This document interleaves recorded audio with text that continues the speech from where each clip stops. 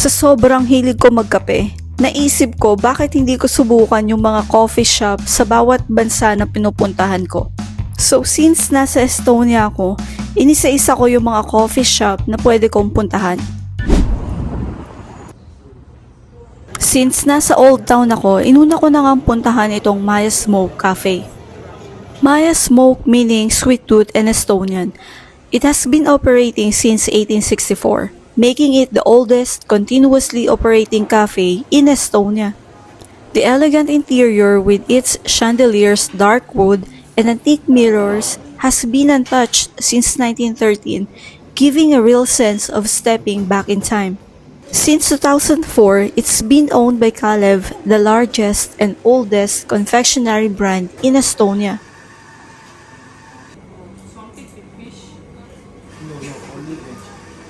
So, in order ko nga pala dito ay cafe latte with oat milk and caramel syrup.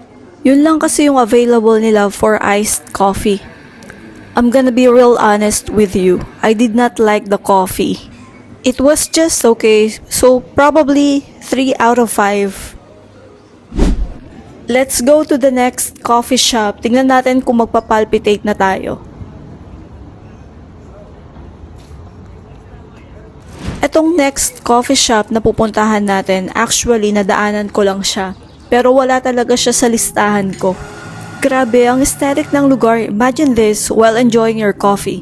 Surrounded ka ng classic vinyl records, may cafe na may music vibe pa. If ever you're in Estonia and you want something chill, artsy, and unique, Coffee Mortis Records is worth checking out. Coffee and records, that's a vibe.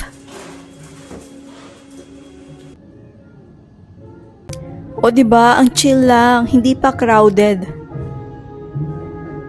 So, para fair yung laban, pareho na lang din yung in-order ko. Umorder ako ng iced cafe latte with caramel syrup and oat milk.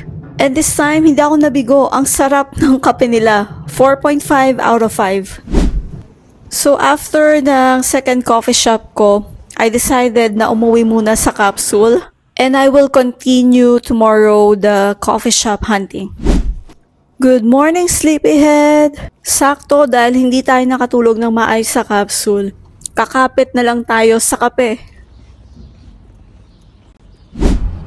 So, ito yung third coffee shop na pinuntahan ko. And this one, i-research ko siya talaga.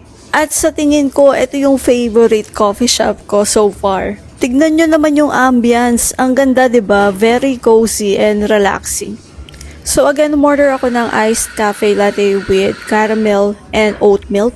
At umorder din ako nitong chocolate bread. Grabe, hindi ako nagsisi. Ang sarap. 5 out of 5 na kagad. Ang sarap ng coffee, ang sarap ng bread. At isa pa, napansin ko, ang daming order sa food delivery sa Wolt. So ibig sabihin, malakas talaga tong coffee shop na to kasi nga, ang sarap.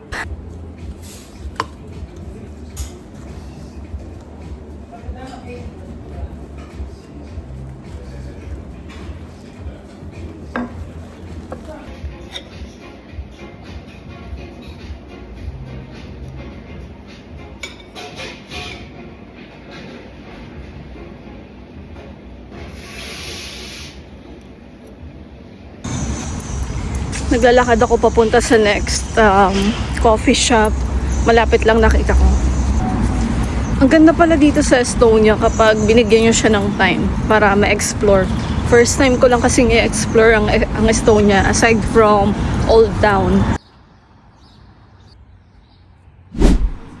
And finally, narating ko na din yung last na coffee shop na pupuntahan natin for this vlog. This coffee shop is very cutesy. Very tiny lang siya pero sobrang cute niya. O diba, chill vibes lang tayo. Meron din pala silang pastries dito. Gusto ko sanang itry pero sobrang nabusog ako. So unfortunately, wala silang any vanilla or caramel syrup. Meron lang silang strawberry. Pero look at my coffee. My coffee is looking so good. Actually, first time ko lang itatry ito na strawberry yung syrup. Na-surprise ako sa lasa kasi I actually liked it. 5 out of 5 mga sis, super sarap. So there you go mga sis, sana nag-enjoy kayo sa vlog na ito. At abangan nyo yung sunod kong vlog kasi namila ako ng mga Estonian snacks. Kasi ang balita ko, masasarap daw ang mga ito. So, nag-taste test tayo. Abangan nyo yan sa susunod kong vlog. Thank you for watching guys. Don't forget to subscribe.